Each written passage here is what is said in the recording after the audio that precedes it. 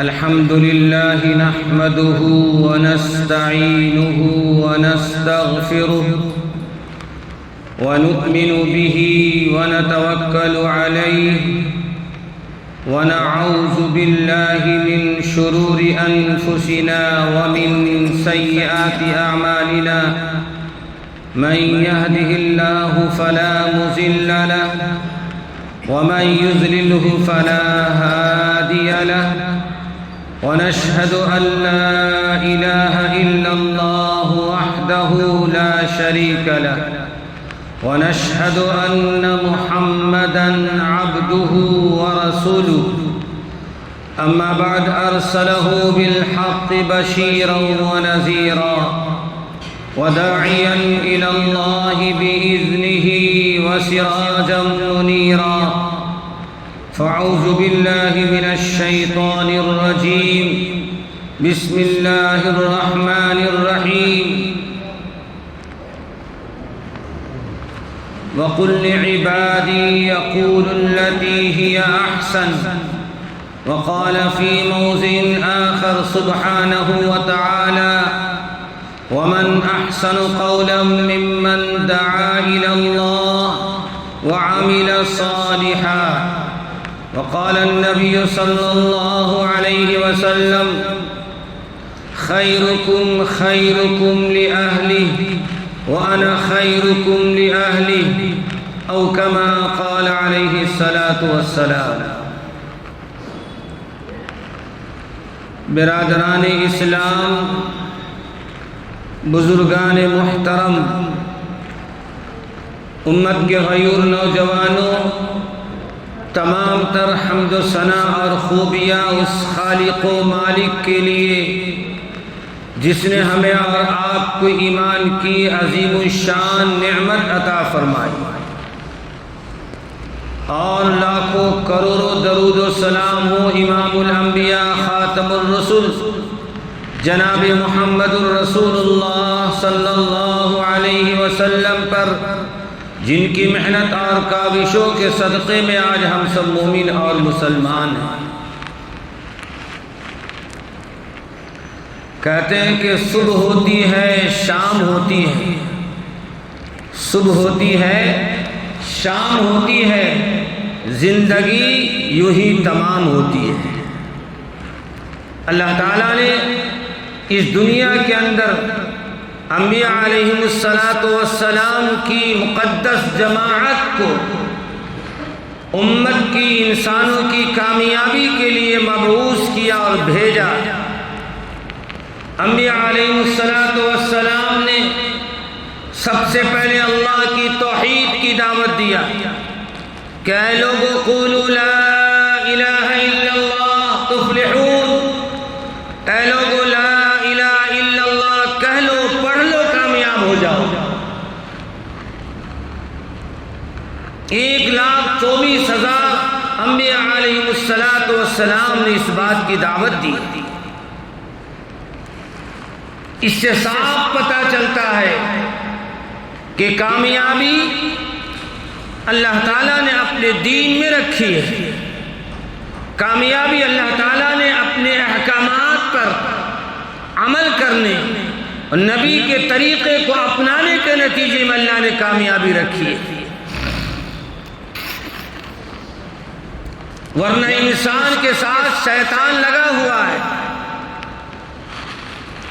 اور شیطان یہ چاہتا ہے کہ انسان کو اچھے کاموں سے اس کو روکا جائے، اچھے کاموں میں رخنہ ڈالا جائے، رکاوٹیں پیدا کی جائے۔ اسی لیے اللہ رب العالمین نے اپنی عظیم الشان کتاب نازل فرمائی، اور اس کتاب کے ذریعے یعنی قرآن مجید کے ذریعے اللہ تعالیٰ نے انسانوں کی ہدایت کے راستے ہموار کیے، کامیابی کا راستہ ہموار کیا، نجات کا اور اللہ کی نعمتوں سے لطف اندوز ہونے کا راستہ قرآن نے فراہم کیا۔ اگر اس قرآن کے احکامات پر انسان عمل کر لے گا انشاءاللہ 100% وہ کامیاب ہوگا۔ دیکھیے گزشتہ جمعہ قرآن مجید کی عظمت کے متعلق اور قرآن مجید نے جو امر بالمعروف کا حکم دیا ہے، تأمرون بالمعروف، اچھائی کا حکم دیا ہے، قرآن مجید نے اچھے اچھے اعمال کرنے کی نصیحتیں کی ہے۔ اگر انسان اس کو اپنا لے، ان اللہ یأمر بالعدل والاحسان، کہ اللہ تعالیٰ نے حکم دیا احسان کرنے کا، عدل کرنے کا، حلال کاموں کا۔ بندہ اگر ان چیزوں کو اپنا لے جو قرآن نے تعلیم دی ہے، قرآن نے جو پیغامات پیش کیا ہے، تو انشاءاللہ ثم انشاءاللہ وہ انسان کامیاب ہو جائے گا۔ اب اس کا دوسرا پہلو، قرآن مجید کے ذریعے گزشتہ جمعہ ہم یہ پیغام سنے کہ اللہ تعالیٰ نے قرآن کریم کے ذریعے جو احکامات بھیجے ہیں، اگر ان احکامات پر اگر ہم عمل کرتے ہیں، اس کو اپناتے ہیں، تو انشاءاللہ ہماری کامیابی ہے۔ اب اس کا دوسرا پہلو یہ ہے کہ قرآن مجید نے بہت ساری چیزوں کے نہ کرنے کا حکم دیا ہے۔ وَتَنْهَوْنَ عَنِ الْمُنْكَرِ، منکرات سے رکنے کا، اسے چھوڑ دینے کا قرآن نے حکم دیا ہے۔ وَتَنْهَوْنَ عَنِ الْمُنْكَرِ، منکرات سے، بری باتوں سے باز آ جانا، اسے ترک کر دینا، اسے چھوڑ دینا، یہ کامیابی کی دلیل ہے۔ چنانچہ قرآن مجید کی چند آیتیں اس عنوان سے کہ قرآن مجید نے انسانوں کو کہاں کہاں متنبہ کیا۔ وَلَا تُصَعِّرْ خَدَّكَ لِلنَّاسِ وَلَا تَمْشِي فِي الْأَرْضِ مَرْحًا، حضرت لقمان علیہ السلام کی اس نصیحت کا اللہ تعالیٰ نے تذکرہ فرمایا۔ حضرت لقمان علیہ السلام نے اپنے چہیتے بیٹے کو نصیحت کر رہے ہیں، اے بیٹا، بہت ساری نصیحتیں تھیں، ان میں ایک نصیحت یہ تھی کہ بیٹا روئے زمین پر اکڑ کر نہیں چل، روئے زمین پر تواضع کی زندگی گزارنا، روئے زمین پر عاجزی کی زندگی گزارنا۔ جس ماحول میں، جس معاشرے میں، جس گھر میں، جس فیملی میں، جن لوگوں کے تم درمیان رہتے ہو، تمہارا رد عمل یہ ہونا چاہیے کہ تم عاجزی اور تواضع کو اپناؤ، تکبر کو نہ اپناؤ، اس لیے کہ بڑائی صرف اور صرف اللہ کی شان ہے۔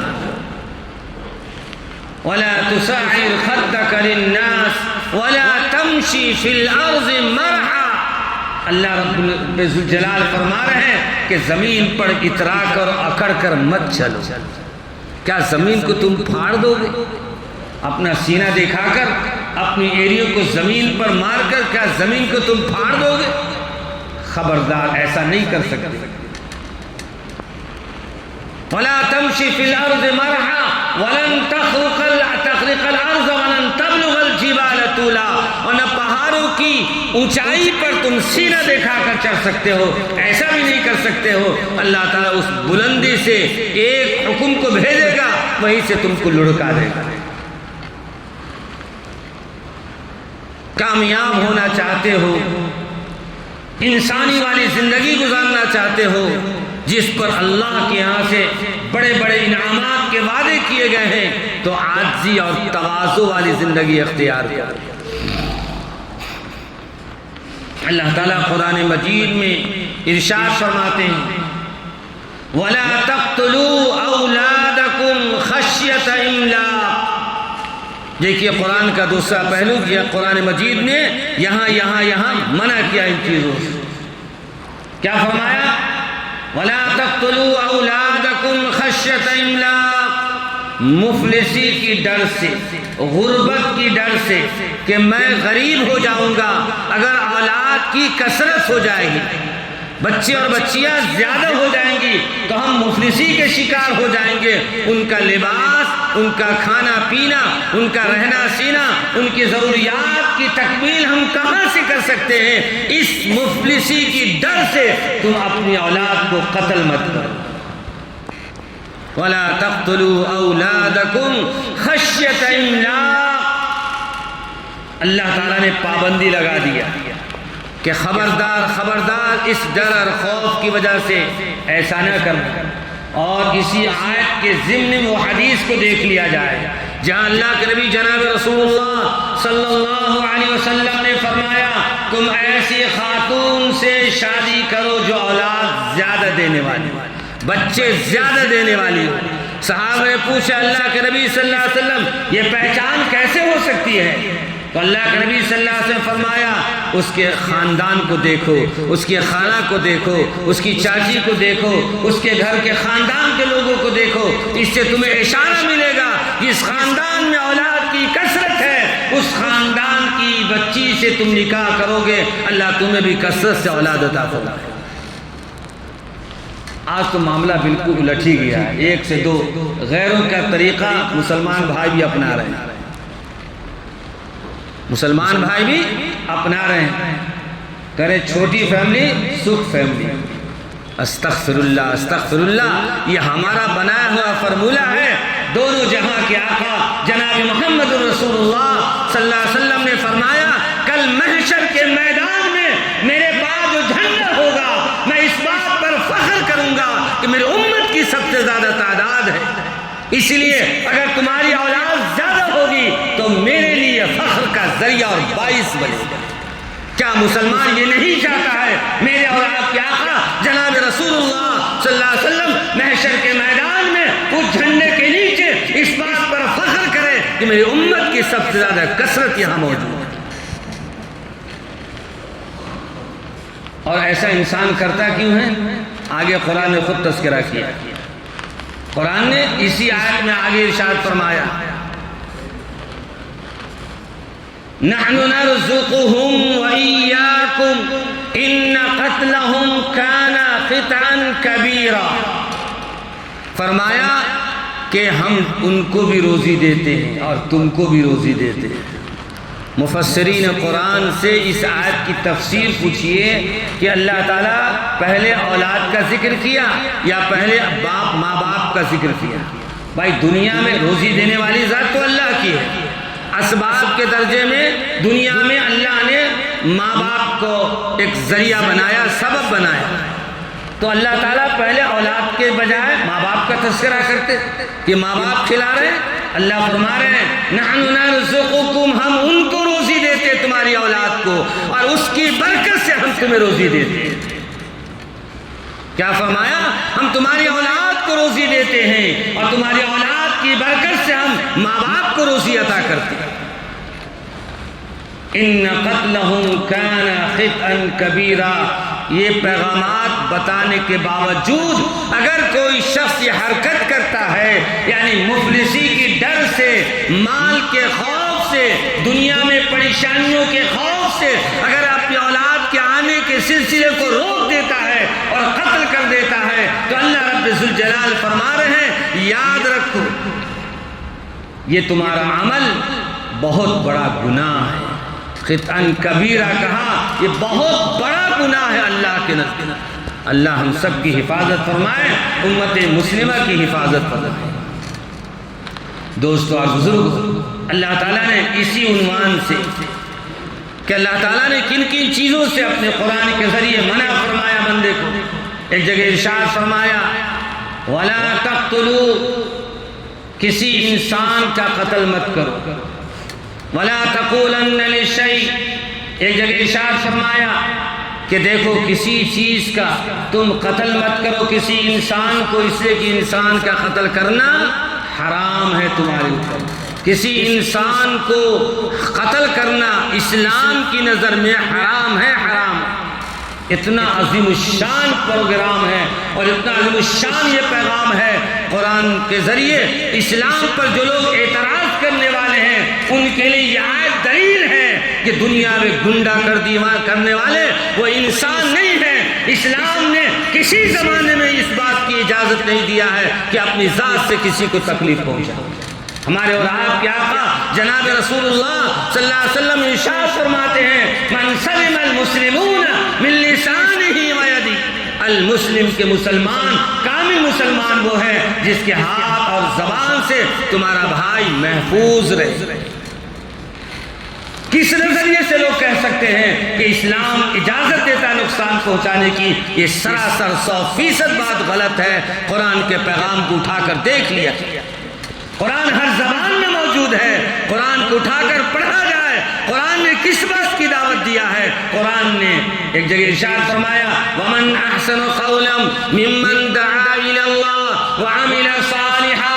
اس شخص سے اچھی بات کس شخص کی ہو سکتی ہے جو لوگوں کو اللہ کی طرف بلائے، لوگوں کو خیر کی طرف بلائے، لوگوں کو بھلائی کی طرف بلائے۔ اسلام اس بات کی دعوت دیتا ہے۔ اسلام پر نقطہ چینی کرنے والے کو اس آیت کا ترجمہ پڑھنا چاہیے، اس کے شان نزول کو پڑھنا چاہیے۔ قرآن اس بات کی دعوت دیتا ہے کہ تم خیر کی بات کرو، بھلائی کی بات کرو، اچھائی کی بات کرو اور لوگوں کو ظلم سے روکو۔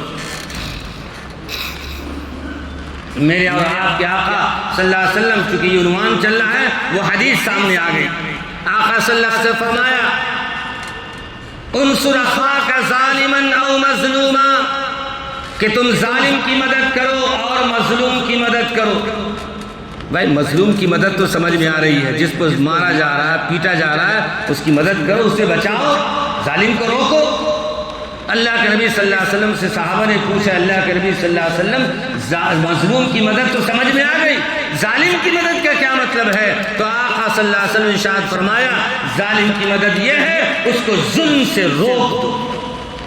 اب بتائیے، اسلام نے، قرآن نے اس بات کی تعلیم دیا ہے، قرآن نے یہ پیغام دیا ہے، قرآن نے یہ دعوت دیا ہے، جس کی تفسیر اللہ کے نبی صلی اللہ علیہ وسلم کی حدیث ہے۔ اللہ کے نبی صلی اللہ علیہ وسلم ارشاد فرما رہے ہیں خبردار خبردار، تمہاری نظر کے سامنے اگر کوئی کسی پر ظلم کر رہا ہے اس کو ظلم سے روک دو۔ کیا فرمایا؟ اس کو ظلم سے روک دو۔ قرآن اللہ کے نبی صلی اللہ علیہ وسلم فرمایا للجار حق، پڑوسی کا بھی حق ہے۔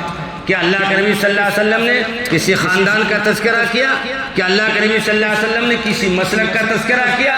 کیا اللہ کے نبی صلی اللہ علیہ وسلم نے کسی مذہب کا تذکرہ کیا؟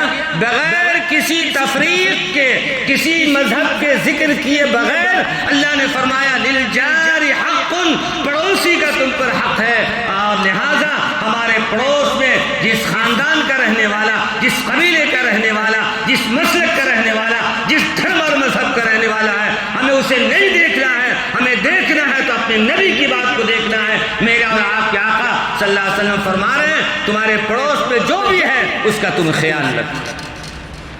کیا فرمایا؟ اس کا تم خیال رکھو۔ اللہ تعالیٰ نے قرآن مجید میں اور ارشاد فرمایا اف ولا تنہرہما وقل لہما قولا کریما، ماں باپ کے تعلق سے فرمایا، وہاں ماں باپ کا تذکرہ اللہ نے وَقَضَىٰ رَبُّكَ أَلَّا تَعْبُدُوا إِلَّا إِيَّاهُ، اللہ کی بندگی کرو، اللہ کے حکم کو مانو۔ وَبِالْوَالِدَيْنِ إِحْسَانًا، کیا وَبِالْوَالِدَيْنِ فی الاسلام اللہ نے کہا کہ تمہارے ماں باپ مسلمان ہیں؟ صحابہ نے پوچھا اللہ کے نبی صلی اللہ علیہ وسلم اگر ماں باپ اسلام سے پھر جائے، غیر ہیں، کفر اختیار کر لیا، تو کیا ان کو زرد و خور کیا جائے گا، ان کو تکلیف پہنچایا جائے گا؟ فرمایا نہیں نہیں نہیں، ماں باپ تمہارے اگرچہ ایمان والے نہیں ہیں تب بھی اس کا خیال رکھنا۔ قرآن کا پیغام عام ہے، قرآن نے وَقَضَىٰ رَبُّكَ أَلَّا تَعْبُدُوا إِلَّا إِيَّاهُ وَبِالْوَالِدَيْنِ إِحْسَانًا، اپنے ماں باپ کے ساتھ احسان کا معاملہ کرو، حسن سلوک کا معاملہ کرو۔ اف ولا تنہرہما، اور ان کو اف نہیں کہنا۔ اولاد کو مخاطب ہو کر کہا، اولاد کو مخاطب ہو کر کہا اف بھی نہیں کرنا، جھڑکنا بھی نہیں، ڈانٹنا بھی نہیں۔ آج نبوت سے جتنی دوری زمانے کو ہوتی جا رہی ہے، آج کا نوجوان، آج کی اولاد اپنے ماں باپ کو جس نظریے سے دیکھ رہا ہے، شادیوں کے بعد عموماً شادی سے پہلے تو ماں باپ بس آپ ہی ہیں، سب کچھ ہے، ہماری صبح بھی آپ ہیں، شام بھی آپ ہیں، دن بھی آپ ہیں، رات بھی آپ ہیں، اور صحت بھی آپ ہیں، ساری چیزیں منظور ہیں، لیکن شادی ہوتے ہی رنگت بدلنے لگتی ہے۔ ایسا لگتا ہے، بسا اوقات تو ایسا لگتا ہے کہ یہ سوتیلا باپ اپنا باپ نہیں ہے۔ ایسے ایسے برتاؤ اولاد کر رہی ہیں، وہ سب علم کی کمی کی وجہ سے۔ کس کی وجہ سے؟ علم کی وجہ، کمی کی وجہ سے۔ اس لیے فرمایا گیا، اللہ کے نبی جناب رسول اللہ صلی اللہ علیہ وسلم ارشاد فرماتے ہیں کہ دیکھو اپنی اولاد کو کی تربیت بھی کرو اور علم بھی سکھاؤ، دونوں علم سکھاؤ، دنیاوی علم بھی سکھاؤ اور دین کا علم بھی سکھاؤ، اس لیے کہ دین کے بغیر ہم اسلام کو سمجھ نہیں سکتے، قرآن کو سمجھ نہیں سکتے۔ مرنے کے بعد والبعث بعد الموت، مرنا ہے، مرنے کے بعد زندہ ہونا ہے، اللہ کے روبرو حاضر ہونا ہے، اور اس دن جب کوئی کسی کا پرسان حال نہیں ہوگا، ولا تزر وازرۃ وزر اخرى، اللہ نے فرمایا اس بھروسے پر نہیں بیٹھنا کہ جس طرح دنیا میں ہماری کوئی مدد کر دیتا ہے، ہماری مصیبتوں کو ٹال دیتا ہے، وہاں بھی کوئی ہمارا رشتہ دار آ جائے گا، کوئی دوست سپورٹ میں آ جائے گا، مدد کرنے کے لیے آ جائے گا، ہمارے گناہ کو مانٹ لے گا۔ اللہ نے فرمایا کہ نہیں، اس بھروسے پر نہیں رہنا، ولا تمہارے کوئی کسی کا بوجھ اٹھانے کو تیار نہیں ہو۔ اس لیے اپنے اعمال کی خود فکر کرنا ہے، لہذا اللہ تعالیٰ نے اولاد کو اس بات کا حکم دیا ہے اپنے ماں باپ کا خاص خیال رکھنا۔ اس ایک دعا اللہ نے سکھلائی ہے، قرآن میں ایک دعا اللہ نے سکھلائی ہے، اگر اس آیت کو سمجھ لیا جائے، اس دعا کو سمجھ لیا جائے تو خدا کی قسم کوئی اولاد اپنے ماں باپ کی نافرمانی نہیں کرے گی۔ اللہ تعالیٰ کیا انداز سکھا رہے ہیں، دعا سکھا رہے ہیں کہ تمہارے ماں باپ پہ تو بہت احسان ہے نا، اتنے احسانات ہیں، اتنے احسانات ہیں کہ اس احسان کو تم ادا کر ہی نہیں سکتے ہو۔ اس لیے تمہارے لیے ضروری ہے کہ جب تم ہاتھ دعا کے لیے اٹھاتے ہو اور اپنی ضروریات کے لیے، اپنے گھر والے بیوی بچوں کے لیے دعا کرتے ہو، تو اپنے ماں باپ کے لیے بھی دعا کرو۔ کیا دعا اللہ نے سکھائی؟ اللہم رب ارحمہما کما ربیانی صغیرا، اے اللہ، اے ہمارے پروردگار، ہمارے ماں باپ پر آپ اس طرح رحم کیجئے۔ جملہ غور کیجئے، اللہ کا انداز دیکھیے، اللہ تعالیٰ کس بھلے انداز میں اولاد کو نصیحت کر رہے ہیں، تم اپنے ماں باپ کے لیے اس طرح دعا کرو، اللہم رب ارحمہما کما ربیانی صغیرا، اے ہمارے پروردگار، ہمارے ماں باپ پر آپ اس طرح رحم کیجئے جس طرح میرے ماں باپ نے میرے بچپن میں مجھ پر رحم کیا۔ میرے دوست بزرگوں، کتنے جامع ترین یہ آیت، لیکن آج معاشرے کے اندر ادھر سے بیان سنتے ادھر نکل جاتا ہے۔ اس لیے کام وہ کیا جائے جو پختہ ہو، کام وہ کیا جائے جو مضبوط ہو۔ وہ مضبوط کام یہ ہے اپنی اولاد کو دینی عصری تعلیم، دنیاوی تعلیم کے ساتھ ساتھ دینی تعلیم سے بھی آراستہ کریں اور اس کی تربیت کریں۔ آج بھی نظر اٹھا کر دیکھ لیجئے، جس ماں باپ نے اپنی اولاد کی صحیح تربیت کیا ہے، جس ماں باپ نے اپنے بچوں کو اخلاق سکھایا ہے، جس ماں باپ نے اپنے بچوں کو دین سکھایا ہے، جس ماں باپ نے اپنے بچوں کو علم سکھایا ہے۔ علم کے معنی روشنی کے ہیں، اگر دنیاوی علم بھی آپ سکھائیں گے تو اس کے اندر شعور پیدا ہوگا، اخلاق پیدا ہوگا، اس کے اندر سمجھداری پیدا ہوگی، اور اپنے ماں باپ کو سمجھے گا کہ میں یہ کر رہا ہوں یہ صحیح ہے یا غلط۔ لیکن اگر علم سے آپ دور رکھیں، آج ہماری حالت یہ ہے، بچے ہمارے SSLC تک پڑھ لیے تو بہت ہوا، اور اگر فرسٹ اور سیکنڈ PO کر لیے، ڈگری کر لیے تو ایک اور کیا بات۔ اعلیٰ تعلیم کے لیے ہمارے پاس نہ سوچ ہماری ہے، نہ ہمارے پاس اس کے لیے کوششیں ہیں۔ کوشش کرنا چاہیے، کامیابی دینا اللہ کا کام۔ آج بھی بتائیے، بہت سے بچے ایسے ہیں جو محنت کرنے والے ہیں، ان کی ماں باپ کی نگرانی ان کے بچوں پر ہوتی ہے، توجہ ہوتی ہے۔ ایک تو یہ ہے کہ ماں باپ اسکول کالج میں پیسہ بھر رہے ہیں، اب بچہ جانے اسکول والا کالج والا جانا، ہم تو کمانے سے مطلب ہے، ایسا نہیں ہے۔ بچوں کو کتاب پکڑا دیا، کالج کا راستہ دکھا دیا اور اپنے آپ کو الگ ہو گئے، یہ کامیابی کی دلیل نہیں ہے۔ ماں باپ کی ذمہ داریوں میں سے ذمہ داری ہے اپنے بچوں پر نگاہ رکھیں، وہ کالج جا رہا ہے، کالج سے آ رہا ہے، اس کا اٹھنا بیٹھنا کیسے دوستوں کے ساتھ ہے، پڑھنے والے کے ساتھ ہے یا غیر پڑھنے والوں کے ساتھ ہے۔ یہ نظر رکھنا، جو ماں باپ اپنے بچوں پر نظر رکھتے ہیں، اس کی تعلیم اچھی ہو، اس کا معیار اچھا ہو، اس کے اخلاق اچھے ہو، انشاءاللہ ثم انشاءاللہ بچے اعلیٰ سے اعلیٰ نمبر لاتے ہیں، اور جب اعلیٰ سے اعلیٰ نمبر لے آتے ہیں ان کو پیسوں کی کم ضرورت پڑتی ہے، ان کی اعلیٰ سے اعلیٰ تعلیم ہو جاتی ہے۔ اور ایک بچہ ایک خاندان کا اعلیٰ تعلیم پا لیا تو نسلم بعد نسل، ایک کے بعد ایک وہ شعور پیدا ہوتا چلا جاتا ہے۔ اب غور کر لیجئے، بھائیوں میں اگر کوئی بھائی ڈاکٹر ہو گئے، کوئی بھائی اعلیٰ سے اعلیٰ آفیسر بن گئے، تو آپ دوسرے بھائیوں کو شوق پیدا ہوتا ہے، ارے ہمارے بھائی کے بچے ڈاکٹر ہو گئے، ہمارے بھائی کے ڈاکٹر انجینئر ہو گئے، ہمارے بھائی کے ڈاکٹر IPS ہو گئے، فلاں اور فلاں ہو گئے۔ یقیناً فطرتاً اپنے بھائی کو یہ شوق پیدا ہوتا ہے کہ میرے بھی بچے اعلیٰ تعلیم حاصل کریں۔ تو معلوم یہ ہوا کہ خاندان میں اپنی اولاد کو اگر اعلیٰ تعلیم آپ نے پڑھا دیا تو پھر اس کی جو اولاد ہوگی، اس کے بعد جو اولاد ہوگی، یہ سلسلہ چلتا رہے گا۔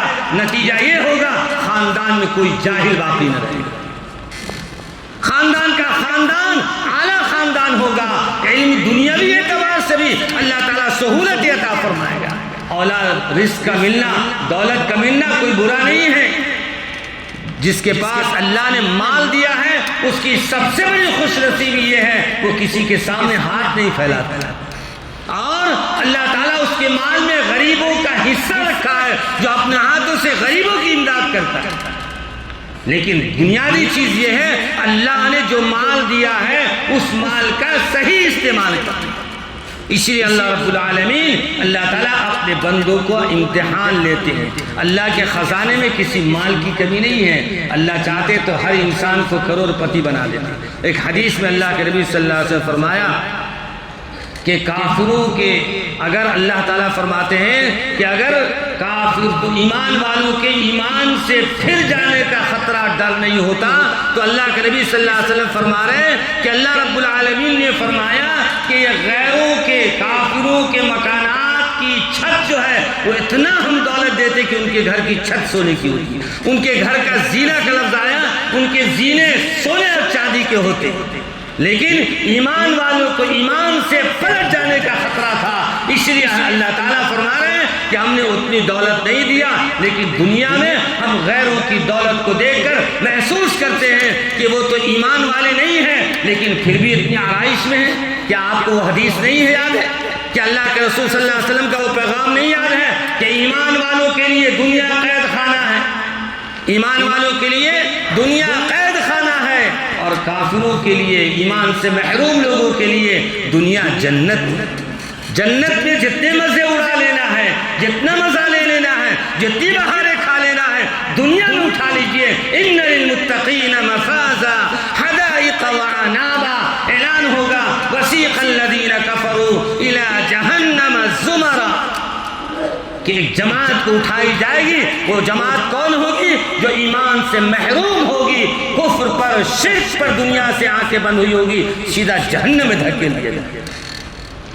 وسیق الذین اتقوا ربهم الی الجنۃ زمرا، اور ایمان والوں کی جماعت آئے گی جو اللہ تعالیٰ اسے جنت کا راستہ دکھا دیں گے اور جنت میں داخل ہو جائیں گے۔ تو معلوم یہ ہوا کامیابی کا معیار اللہ کی اطاعت ہے، رسول اللہ صلی اللہ علیہ وسلم کا طریقہ ہے۔ اپنی زندگی کو بدلیے، حالات بد سے بد